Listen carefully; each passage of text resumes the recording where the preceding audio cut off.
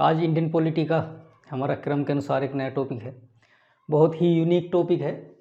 Unique का मतलब है कि देखिए, हम पढ़ रहे हैं कार्यपालिका, यानी कि 10 जो हमारी फेडरल एग्जीक्यूटिव है उसको हम पढ़ रहे हैं, जो भाग 5 में संविधान के आती है। हमने आपको क्रम से ही हम सारी चीज़ें पढ़ रहे हैं, ये तो आपको पता ही है। आप अगर पिछली वीडियो देख रहे हैं, अगर नहीं देख रहे हैं तो आप उनको देखिए, बहुत ही इंपॉर्टेंट वीडियो है। ये जो आज का लेक्चर है इसका नाम है अटॉर्नी जनरल ऑफ इंडिया, और हिंदी में इसको बोलते हैं महान्यायवादी। देखिए, ये जो है ये क्या है, एक पद है। ये एक भारत सरकार का सर्वोच्च जो विधि अधिकारी होता है उसको हम बोलते हैं अटॉर्नी जनरल ऑफ इंडिया, यानी कि भारत का महान्यायवादी। ये टॉपिक जो है थोड़ा यूनिक टॉपिक है। यूनिक का मतलब है कि लोग इसको ज़्यादा पढ़ते नहीं है, एक नया सा भी लगता है। कुछ लोग तो सोचेंगे ये कहाँ से आ गया, जबकि बहुत महत्वपूर्ण है। क्योंकि जब मैंने आपको बताया था, देखिए हमने कार्यपालिका पढ़ी थी, कार्यपालिका हमने पढ़ी, तो हमने कार्यपालिका में क्या पढ़ा कि कार्यपालिका में हमने पढ़ा, स्टार्टिंग में तो हमने राष्ट्रपति पढ़ा था, यानी कि प्रेसिडेंट पढ़ा था, तो हमने राष्ट्रपति पढ़ लिया स्टार्टिंग में। उसके बाद हमने वाइस प्रेसिडेंट पढ़ा, यानी कि उपराष्ट्रपति। वाइस प्रेसिडेंट क्या, उसके बाद हमने मंत्रिपरिषद भी पढ़ी थी। देखो, वाइस प्रेसिडेंट हमने पढ़ा, उपराष्ट्रपति पढ़ लिया। उसके बाद हमने काउंसिल ऑफ मिनिस्टर, यानी कि मंत्रिपरिषद पढ़ी, काउंसिल ऑफ मिनिस्टर पढ़ी। उसके बाद हमने प्राइम मिनिस्टर, आप ये लेक्चर देख रहे होंगे, ये बहुत ही इंपॉर्टेंट है। हमने प्राइम मिनिस्टर को एक ही लेक्चर में कवर किया है, और आपका कोई भी प्रश्न छूटेगा नहीं, आप इनको ध्यान से देखिए। और हमने क्या कहा, हमने पहले ही बता दिया था कि भी राष्ट्रपति और जो वाइस प्रेसिडेंट हो गया हमारे पास, और फिर काउंसिल ऑफ मिनिस्टर हो गया, और उसके बाद भारत का प्रधानमंत्री हो गया, और उसके बाद है हमारे पास एक अटॉर्नी जनरल, यानी कि महान्यायवादी। महान्यायवादी हो गया। देखिए, हमने कहा था कि हमने आपको स्टार्टिंग में तो पढ़ाया था जो संसद के बारे में, जो हमारी विधायिका थी, और हमने बताया था कि कार्यपालिका जो है इन चीज़ों से मिलकर बनी है। इन संपूर्ण चीज़ों को बोलते हैं हम कार्यपालिका। कार्यपालिका के अंदर राष्ट्रपति, उपराष्ट्रपति, मंत्रिपरिषद, प्रधानमंत्री, ठीक है, और उसके बाद हमारे पास महान्यायवादी, ये भी इसका एक महत्वपूर्ण अंग है। तो हमने ये सारी चीज़ें पढ़ ली हैं, और ये आज हम पढ़ने जा रहे हैं। इसका मतलब है कि आज अगर हमने ये क्लास के कंप्लीट कर ली है तो हमारा एग्जीक्यूटिव यानी कि कार्यपालिका का जो हमारा सेगमेंट है वो समाप्त हो जाएगा। और जितने भी, और ये जो कार्यपालिका है, देखिए कार्यपालिका और विधायिका से ही सबसे ज़्यादा प्रश्न आते हैं हर एग्ज़ाम में, चाहे वो छोटे एग्ज़ाम हो चाहे वो बड़े एग्ज़ाम हो। स्टेट लेवल के एग्ज़ाम में भी इससे क्वेश्चन पूछे जाते हैं, चाहे वो यूपी पीसीएस हो, किसी भी स्टेट का पीसीएस हो। और मान लीजिए जो वनडे एग्ज़ाम हमारे एसएससी के जितने भी एग्ज़ाम हैं उनमें तो ये महत्वपूर्ण है ही।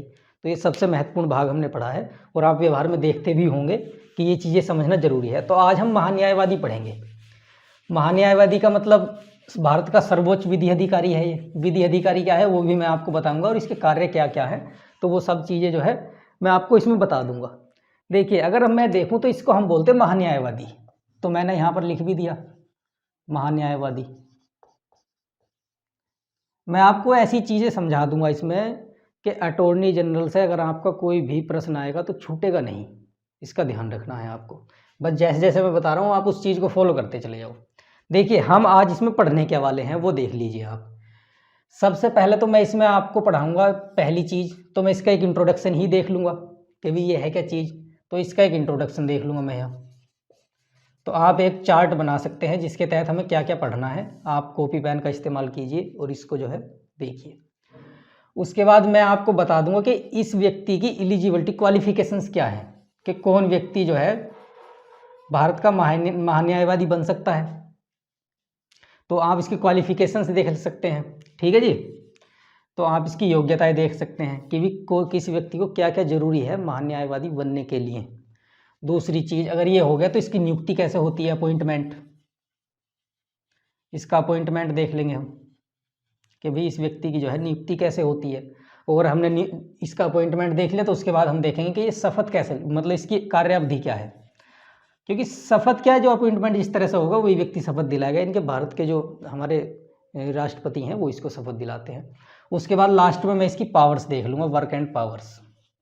तो देखिए, मेरा यही तरीका है पढ़ाने का कि भी एक टॉपिक में कितने डायमेंशन हो सकते हैं। मैं छोटी छोटी डायमेंशन बनाता नहीं, वही डायमेंशन बनाता हूँ जो एक दूसरे से अलग है, ताकि मिनिमम डायमेंशन बना सकूं। तो मैंने इसमें देखिए 5 डायमेंशन बना ली है, और इस 5 डायमेंशन से कोई भी मतलब इसका सेगमेंट छूटेगा नहीं, अटॉर्नी जनरल ऑफ इंडिया का। तो आप इसको ध्यान से समझिए, ये बहुत महत्वपूर्ण टॉपिक है। तो स्टार्टिंग में हम इंट्रोडक्शन देखते हैं। देखिए, इंपॉर्टेंट चीज़ ये है कि अगर आपको अटॉर्नी जनरल ऑफ इंडिया के बारे में देखना है तो आपको कौन कौन से आर्टिकल भारतीय संविधान के देखने होंगे। देखिए, अगर आपको भारतीय संविधान में देखना है कि अटॉर्नी जनरल के बारे में, तो इसके लिए सबसे महत्वपूर्ण एक आर्टिकल है, उसका नाम है 76, आर्टिकल नंबर 76। तो आप 76 देखिए, उसमें अटॉर्नी जनरल का जिक्र किया गया है। और अगर आपको इसके कार्य के बारे में, इसकी पद अवधि के बारे में, इस तरह की चीज़ें आपको देखनी है, इसके कार्य, शक्ति या फंक्शन, इसके दायित्व के बारे में देखना है, तो और भी कुछ आर्टिकल हैं, जिनमें एक आर्टिकल 88 है। ठीक, आप 88 आर्टिकल को देख सकते हैं, और एक आर्टिकल आप और फॉलो कर सकते हैं जो 105 है, और 105 का भी स्पेशली क्लोज 4। तो आप ये आर्टिकल आप देख सकते हैं भारतीय संविधान के आर्टिकल। आप 76 में जाइए, 88 में जाइए, 105 में जाइए, 105 के भी स्पेशली क्लोज 4 में चले जाइए, तो आपको अटॉर्नी जनरल ऑफ इंडिया के बारे में सारी जानकारी मिल जाएगी। मेन इसके लिए आर्टिकल 76 है। देखिए, अब हमको पहला सेगमेंट पढ़ना है, इसका इंट्रोडक्शन, यानी कि परिचय क्या है। परिचय में देखिए हम क्या क्या देखेंगे। बेसिकली परिचय में क्या है कि अटॉर्नी जनरल क्या है। अटॉर्नी जनरल है भारत, 76 में बताया गया है। देखिए, अटॉर्नी जनरल है सर्वोच्च विधि अधिकारी, यानी कि अच्छा आप समझिए, ये जो है, अच्छा भारत सरकार के लिए भी बहुत सारी चीज़ों की जरूरत पड़ती है। भाई, भारत सरकार के खिलाफ किसी ने मुकदमा कर दिया, तो आपने बहुत सारे बात सुने होंगे, भारत सरकार बनाम ये वाला बात, भारत सरकार बनाम केशवानंद भारती, तमाम तरह की चीज़ें आपने सुनी होंगी। तो भारत सरकार का मुकदमा कौन लड़े भारत सरकार की तरफ से, तो उसके लिए क्या होता है कि एक वकील की व्यवस्था की गई है कि वकील भारत सरकार का मुकदमा लड़ेगा। कोई भी विवाद हो सकता है, भारत सरकार को न्यायालय में अपना पक्ष रखना है। भाई, अब क्या करेगा, हमारा सुप्रीम कोर्ट कह देगा किसी भी मुद्दे पर, हमारा सुप्रीम कोर्ट कहेगा कि भी कोरोना वायरस ज़्यादा फैल रहा है, आप बताइए सरकार, आपने क्या इंतजाम कर रखे हैं, तो सरकार सीधे नहीं जाएगी। अब प्रधानमंत्री थोड़ा ही जाएंगे, नरेंद्र मोदी जाएंगे कि भी ठीक है हम बताते हैं आपको। नरेंद्र मोदी जी क्या करेंगे, हमारी भारत सरकार क्या करेगी, अपना वकील भेजेगी, तो उस वकील का नाम है अटॉर्नी जनरल। वो वकील बताएगा कि भी मैं भारत सरकार की तरफ से आया हूँ, भारत सरकार का वकील हूँ, और सुप्रीम कोर्ट महोदय, कोरोना वायरस पर ये स्थिति है और आगे क्या करने वाली है मेरी सरकार। यानी कि सरकार का पक्ष जो व्यक्ति रखता है वकील बनकर न्यायालय में, तो उसको हम बोलते हैं अटॉर्नी जनरल। आप समझिए, भारत सरकार का सर्वोच्च विधि अधिकारी है। ठीक, यानी कि लॉ ऑफिसर है, एक तरह से भारत सरकार का वकील है। तो भारत सरकार का जो पक्ष रखेगा सुप्रीम कोर्ट में, वो ये होगा। तो अब आप समझ लीजिए कि सुप्रीम है, मतलब सर्वोच्च विधि अधिकारी है। तो एक चीज़ तो आप ये ध्यान रखिए, भाई मैं पूरी लाइन तो लिखवाता नहीं, सर्वोच्च विधि अधिकारी है, तो आप ये देख लीजिए, ये सर्वोच्च विधि अधिकारी है, यानी कि, या फिर इसको कानूनी सलाहकार बोल सकते हैं। ये कानूनी सलाहकार है भारत सरकार का। भाई, भारत सरकार को भाई भारत सरकार को भी तो जरूरत पड़ती है ना, कि हम किसी भी मुद्दे पर कानून की सलाह ले, मतलब किस तरह के एक्ट हैं। भाई मान लीजिए भारत सरकार ने क्या करा, आर्टिकल 370 हटा दिया जम्मू कश्मीर से, तो उसकी जो मतलब उसका सारा ब्यौरा या फिर उसके बारे में जानकारी कि ये प्रावधान संविधान में है, ये सारी यानी कानूनी जानकारी, इसकी टेक्निकल कानूनी जानकारी जो दी है वो अटॉर्नी जनरल ऑफ इंडिया ने दी है। और वर्तमान में हमारे यहाँ अटॉर्नी जनरल ऑफ इंडिया का नाम है के वेणुगोपाल, आप ये भी ध्यान रखिए। तो कानूनी सलाहकार हैं ये, ठीक है। तो आप ये भी ध्यान रख सकते हैं कि भी ये जो है कानूनी सलाहकार हैं भारत सरकार के। तो इतना आपको पता लग गया कि ये सर्वोच्च विधि अधिकारी हैं, यानी कि भारत सरकार के सबसे बड़े वकील हैं ये। देखिए, इनके पद का जिक्र जो किया गया है वो एक रूल्स है, उसमें जिक्र किया गया है। हमारे यहाँ एक रूल है लॉ ऑफिसर, ये रूल है law officer term and condition, term and conditions हो गया ये। देखिए, हमारे पास ये रूल्स हैं, law officers term and conditions rule हैं, ये हमारे पास 1967 के, सॉरी 87 के हैं ये, 1987। तो ये हमारे पास लॉ ऑफिसर्स के कुछ रूल हैं। तो इसमें देखिए, इसके पद का जिक्र जो है कि भी कितने पद होंगे, कैसे होंगे, क्या होगा, तो इस पद का जो जिक्र है, यानी कि इस पद की जो परिभाषा है कि इसके अंतर्गत क्या क्या सेगमेंट शामिल होंगे, कि इस पद की जो परिभाषा है वो 1987 वाले जो रूल्स हैं उसमें दी गई है। बेसिकली रूल्स क्या होता है, हमारे यहाँ सबसे ऊपर संविधान है, और कोई भी कानून अगर बनेगा तो वो संविधान के दायरे में रहकर बनेगा, तो जो कानून की वैल्यू है वो संविधान से कम है। और उसी तरह से किसी कानून से नीचे होता है लॉ, मतलब जो रूल्स, सॉरी, तो रूल्स क्या करता है कि उसका जो दर्जा है वो कानून से नीचे का है, किसी एक्ट से नीचे का है। एक्ट मैं आपको पढ़ा चुका हूँ, पिछली वीडियो आप देख लीजिए। तो रूल्स हैं, तो इन रूल्स में इस पद की परिभाषा दी गई है। तो इस रूल में जो है ना, 3 चीज़ें बताई गई हैं, 3 पदों का जिक्र किया गया है। देखिए उन पदों को हिंदी में क्या बोलेंगे मैं वो भी आपको बता दूंगा, लेकिन आप अंग्रेजी में इनको ध्यान रखेंगे तो अंग्रेजी में ही आप लिख सकते हैं, देवनागरी लिपि में आप लिखिए। देखिए attorney general of India, attorney general of India, एक तो इस पद का जिक्र किया गया है, एक किया गया है solicitor general of India, solicitor, ठीक है, जनरल ऑफ इंडिया, एक ये किया गया है। आप इसको ऐसे इस तरह से लिखिए, सोलिसिटर को इस तरह से लिख लीजिए आप सोलिसिटर को, ठीक है। और एक किया गया हमारे पास additional, additional solicitor general of India. देखिए इन लॉ में जो है, जो 1987 के लॉ हैं, तो इन लॉ में लिखा गया है कि लॉ ऑफिसर जो है ना, उसके पद की परिभाषा दी गई है कि भी उसमें 3 तरह के लॉ ऑफिसर होंगे, attorney general of India, solicitor general of India, और एक हमारे पास होगा जो हमारा additional solicitor general of India है। अगर आप इनको हिंदी में देखेंगे तो इसको महाधिवक्ता बोलते हैं, इसको अपर महाधिवक्ता बोलते हैं, तो इस तरह से आप इनको भी बोल सकते हैं, कोई दिक्कत नहीं। लेकिन आप इस तरह से, इस तरह की भाषा में लिखिए। अगर आपको अटॉर्नी जनरल लिखना है तो आप इस तरह से लिख लीजिए, क्योंकि इस तरह से ही ये सारी चीज़ें आती हैं, अटॉर्नी जनरल, या फिर आप जो है महान्यायवादी भी लिख सकते हैं। तो इस तरह की भाषा का आप इस्तेमाल कीजिए, इसको देवनागरी लिपि बोलते हैं, तो आप इसका इस्तेमाल कीजिए। देखिए रूल बता दिया मैंने आपको, तो ये चीज़ें लिखी गई बेसिकली। अब आप इसमें एक चीज़ समझिए, ये जो सोलिसिटर जनरल ऑफ इंडिया है और ये additional solicitor general of India है, तो इनका क्या है कि ये जो अटॉर्नी जनरल है हमारा, बेसिकली इसको, ये मेन है, ये संवैधानिक पद भी है, ये दोनों संवैधानिक पद नहीं है, ये विधिक पद है। विधिक का मतलब है कि इनको लॉ, मतलब एक तरह से कोई लॉ बनाकर उसके तहत जो है इनका प्रावधान किया गया है। बेसिकली ये जो है ना, ये लोग क्या है, अब मान लीजिए के वेणुगोपाल है, एक महान्यायवादी है, एक लॉ ऑफिसर, एक वकील, कहाँ तक जिम्मेदारी ढोए भाई, इतना बड़ा देश है, इतने सारे मुकदमे हैं, किसी भी न्यायालय में जाकर मुकदमा लड़ सकता है। तो अब क्या व्यवस्था की गई है कि कुछ सहायक, एक तो ये और एक से अधिक ये लोग हो सकते हैं जो हमारे पास एडिशनल। तो ये क्या है, ये छोटे वकील मान लो आप इनको भारत सरकार के, ये क्या करेंगे कि इस बड़े वाले को सलाह देंगे ये। अब आप समझ गए, तो ये जो छोटे वाले हैं, सोलिसिटर है और एडिशनल वाला है, तो ये लोग क्या है, इनको सलाह देंगे अटॉर्नी जनरल को। तो अटॉर्नी जनरल सबसे बड़े हैं, तो ये छोटे हैं, ये इनको सलाहक, इनके सहायक के रूप में, इनके असिस्टेंट के रूप में इनको नियुक्त किया जाता है। तो हमको क्या पढ़ना है, हमको यही पढ़ना है, इनमें कोई डिफरेंस है नहीं, बस एक डिफरेंस है, ये संवैधानिक पद है, ये विधिक पद है। तो हमको क्या करना है कि इसके बारे में पढ़ना है, इनके अटॉर्नी जनरल ऑफ इंडिया के बारे में पढ़ना है, बाकी ये चीज़ें भी सेम ही है। 2 लोग क्या है, ये सहायक है इनके, और कुछ नहीं। तो देख लीजिए आप। अब मैं इसके बारे में बताता हूँ कि इनकी नियुक्ति कैसे होती है अटॉर्नी जनरल की। देखिए इतनी बारीक से मैं आपको इस पढ़ा दूंगा कि आपको इसमें क्या, किसी भी चीज़ की जरूरत नहीं रहेगी, कहीं से भी कुछ नहीं पढ़ना आपको इसके बारे में। आप इस क्लास को देख लीजिए, ये आपके लिए पर्याप्त है। कॉन्सेप्ट के साथ साथ किसी भी एग्जाम में ये आपको हेल्पफुल रहेगा।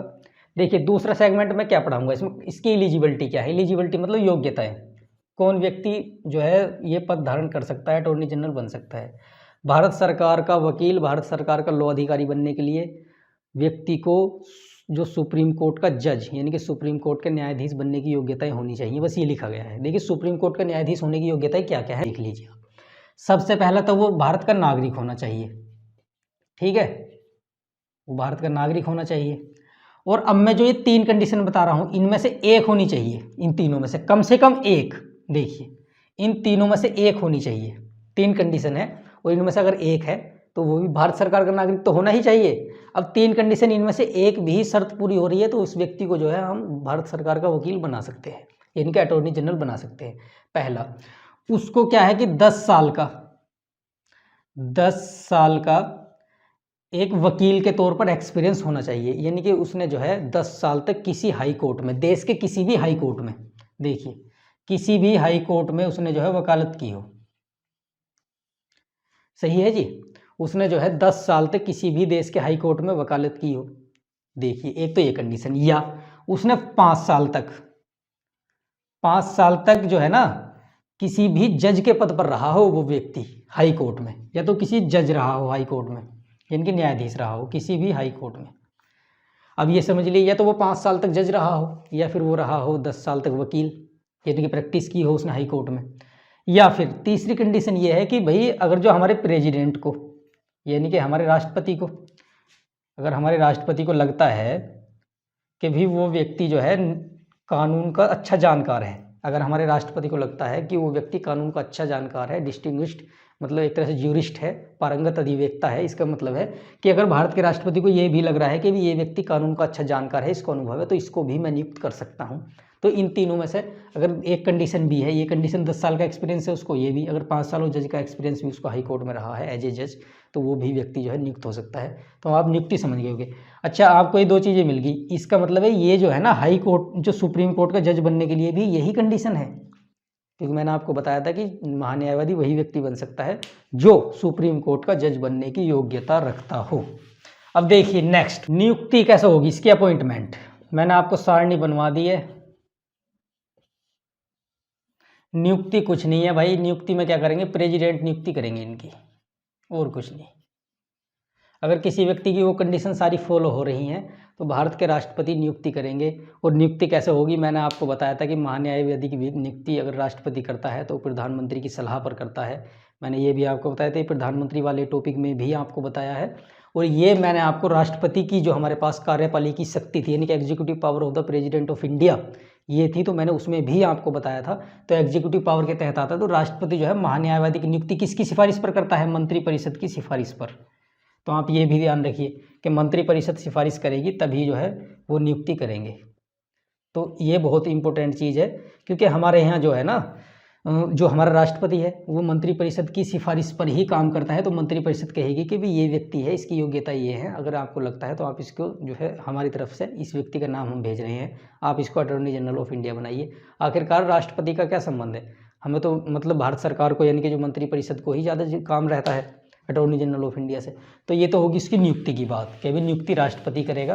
तो ये अब उनका कार्यकाल देख लेते हैं, भाई नियुक्ति तो होगी, तो अब उनका कार्यकाल कितना होगा, तो आप कार्यकाल देख लीजिए कि भाई ये व्यक्ति कितने दिन तक अपने पद पर बना रह सकता है। देखिए, कार्यकाल की संविधान में कोई व्याख्या है नहीं स्पष्ट रूप से, लेकिन इसमें मतलब परंपरा है। परंपरा का मतलब ये है कि भी जैसे ही, अच्छा, हर सरकार को अपना वकील चाहिए, भाई ये सरकार आई है, दूसरे दल की सरकार आ गई तो फिर विवाद बढ़ सकता है, क्योंकि हर सरकार का अपनी एक आइडियोलॉजी है, अपनी एक रणनीति भी है और अपनी एक विचारधारा है। तो वो अपनी विचारधारा के तहत ही अपना वकील रखेगी। तो ये मतलब एक नॉर्मल है और एक अच्छी अंडरस्टैंडिंग है, ऐसा होना भी चाहिए। तो देखिए, इसका नॉर्मल कार्यकाल आप 5 वर्ष मान सकते हैं। वो क्यों, क्योंकि जैसे ही सरकार बनेगी अपना नया जो है नियुक्त कर लेगी वकील, तो आप 5 वर्ष इसका कार्यकाल मान सकते हैं। स्पष्ट नहीं है, वो क्यों, क्योंकि हमारे यहाँ क्या है कि परंपरा के तहत एक ये है कि ये चीज़ें जो है मान ली हैं सभी ने कि भी होगा। जैसे ही मंत्रिपरिषद का गठन होगा तो मंत्रिपरिषद के साथ ही, यानी कि जैसे ही सरकार बनी तो उन्होंने अपना वकील बना लिया, यानी कि अपना अटॉर्नी जनरल बना लिया। और जैसे ही सरकार का कार्यकाल खत्म हुआ तो कार्यकाल खत्म होने के साथ ही मंत्रिपरिषद के साथ ही वो आदमी भी इस्तीफा दे देता है, यानी कि लॉ ऑफिसर इस्तीफा दे देता है। तो आप इसका कार्यकाल 5 वर्ष मान सकते हैं। अगर उसकी डेथ होगी तो फिर तो खाली हो ही जाएगा पद। अब वो क्या कर सकते हैं, इस्तीफा भी दे सकते हैं, यानी कि रिजाइन भी कर सकते हैं। तो अगर इस्तीफा दे दिया, इस्तीफा किसे देंगे, प्रेसिडेंट को, यानी कि राष्ट्रपति को। तो वो चाहें तो इस्तीफा भी दे सकते हैं। तो इस्तीफा दे दिया तब, या फिर उनको हटाया भी जा सकता है। भाई मंत्रिपरिषद कह दे राष्ट्रपति से, जगह राष्ट्रपति महोदय हम नहीं रखना चाहते इन वकील को, ये काम सही नहीं कर रहे, तो उनको हटाया जा सकता है। तो हटाने का मतलब है कि उनको कम से कम मिनिमम 3 मंथ्स, यानी कि 3 महीने पहले जो है उनको नोटिस देना होगा कि भी अटॉर्नी जनरल ऑफ इंडिया, हमारे वकील साहब हम आपको हटाना चाहते हैं, ये रहा नोटिस, आप विचार कर लीजिए। उनको भी अपना पक्ष रखने का शायद मौका मिलता हो उसमें, तो हटा सकते हैं। तो ये चीज़ें हैं भाई, कार्यकाल इतना रहेगा। मेनली आप उनका कार्यकाल 5 वर्ष मान सकते हैं, स्पष्ट नहीं है लिखा हुआ। मंत्रिपरिषद के साथ साथ उनका कार्यकाल रहता है, वो इस्तीफा दे देते हैं तो प्रेसिडेंट को इस्तीफा दे सकते हैं, उनकी डेथ भी हो सकती है और उनको हटाया भी जा सकता है। आप ये समझिए। देखिए, अब मेन चीज़ इनकी देख लीजिए, इनकी शक्तियाँ क्या क्या हैं, शक्तियाँ या फिर इनके कार्य, ये क्या क्या कार्य करते हैं, इनकी शक्तियाँ क्या है, किस तरह से इनका कार्य क्षेत्र है, तो ये सारी चीज़ें देख लेते हैं। देखिए, अगर इनके कार्य देखें हम, कार्य या शक्तियाँ भी कह सकते हो, क्योंकि एक जगह मिल जाएंगी सारी चीज़ें तो उसमें ही इंक्लूड हो जाएगा। देखिए, एक एक पॉइंट आप समझ लीजिए, मैं क्या क्या इसमें बताने जा रहा हूँ आपको। इनके कार्य क्या है, भारत का महान्यायवादी यानी कि अटॉर्नी जनरल ऑफ इंडिया किसी भी पूरे देश के, ठीक है, भारत का जो अधिकार क्षेत्र है ना, भारत का जो मतलब उनका जो अधिकार क्षेत्र है वो भारत के किसी भी राज्य क्षेत्र में किसी भी न्यायालय में, ऑल कोर्ट्स, देखिए भारत सरकार के जितने भी कोर्ट हैं वो उसमें जो है भारत की सारी जुडिशरी में वो अपना पक्ष रख सकते हैं, कहीं भी सुनवाई के लिए जा सकते हैं, कहीं भी वो भाग ले सकते हैं। तो ये चीज़ आप समझ गए, ठीक है। और सबसे बड़ी बात, ये भारत सरकार को सलाह देते हैं, कानूनी सलाह। भारत सरकार जो इनसे कानूनी सलाह मांगेगी वो ये देंगे। तो ठीक है। और अगर राष्ट्रपति जो है 143 एक आर्टिकल है, ये बहुत इंपॉर्टेंट आर्टिकल है, एक यूपीपीसीएस के एग्जाम में ये प्रश्न पूछा भी गया था कि जो हमारा जो राष्ट्रपति है, ये आर्टिकल क्या कहता है, आप ये समझिए। ये उत्तर प्रदेश परीक्षा मतलब पीसीएस की परीक्षा में डायरेक्ट प्रश्न भी पूछा गया इसी आर्टिकल को, कि भारत का जो राष्ट्रपति है वो किस आर्टिकल के तहत, यानी कि सुप्रीम कोर्ट से मतलब एक तरह से कोई मतलब जवाब वो मांग सकता है, कानूनी जो प्रश्न है वो पूछ सकता है। तो वो आर्टिकल है 143, डायरेक्ट प्रश्न पूछा गया। ऐसे ही प्रश्न तो आते हैं, स्टेटमेंट इसी से बनते हैं। तो अगर वो क्या करता है कि सलाह मांगता है, भाई न्यायालय से कोई सलाह अगर राष्ट्रपति मांगता है सुप्रीम कोर्ट से, मतलब कोई जानकारी मांगता है, तो उसका पक्ष जो है वही रखेगा अटॉर्नी जनरल ऑफ इंडिया। तो ये भी आप ध्यान रखिए। दूसरी चीज़ ये है कि भी ये व्यक्ति जो है ना, ये व्यक्ति किसी भी कंपनी के या किसी भी कंपनी के डायरेक्टर के पद पर, कोई पद यानी कि भारत सरकार की सलाह के बिना, भारत सरकार की अनुमति के बिना ये व्यक्ति अटॉर्नी जनरल ऑफ इंडिया किसी भी कंपनी के डायरेक्टर पद पर नहीं नियुक्त हो सकता, या कोई भी पद धारण नहीं करेगा।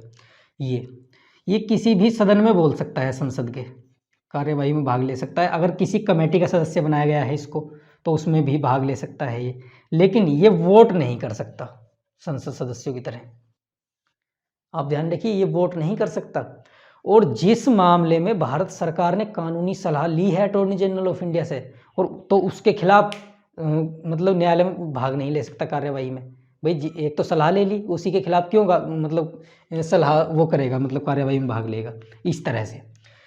ठीक है। तो भारत सरकार जिस कार्य के लिए उससे कहेगी वो वही कार्य करेगा। एक तरह से आप जनरली समझिए कि भी भारत सरकार का जो है मतलब पक्ष रखता है न्यायालय में। भारत सरकार की जितनी मुकदमे हैं वो लड़ता है अटॉर्नी जनरल ऑफ इंडिया। आप सब ध्यान रखिए, अगर आपसे कोई पूछे कि भारत सरकार का वकील कौन है, तो के वेणुगोपाल है। के वेणुगोपाल, वो तो बदलते रहते हैं, लेकिन आप कॉन्सेप्ट समझ लीजिए। तो भारत सरकार का सबसे बड़ा वकील कहलाता है अटॉर्नी जनरल ऑफ इंडिया, यानी कि भारत का महान्यायवादी। एक चीज़ और देख लीजिए, अब इसे संसद के जो सदस्य हैं ना, तो उनकी तरह इनको सुविधाएं मिलती हैं। सारी सुविधाएं जो है इन्हें संसद सदस्य की तरह मिलती हैं, और इनका वेतन जो है राष्ट्रपति तय करता है, उसमें कोई स्पष्ट प्रावधान नहीं है। तो ये सारी शक्तियां हैं भाई अटॉर्नी जनरल ऑफ इंडिया की। तो उम्मीद करते हैं ये आपको टॉपिक जो है समझ आया होगा। बहुत इंपॉर्टेंट टॉपिक है, इससे ज़्यादा प्रश्न इससे नहीं आएगा, सारे प्रश्न इससे ही आ जाते हैं। तो ठीक है, मुलाकात होगी आपसे नेक्स्ट टॉपिक के साथ। Thank you.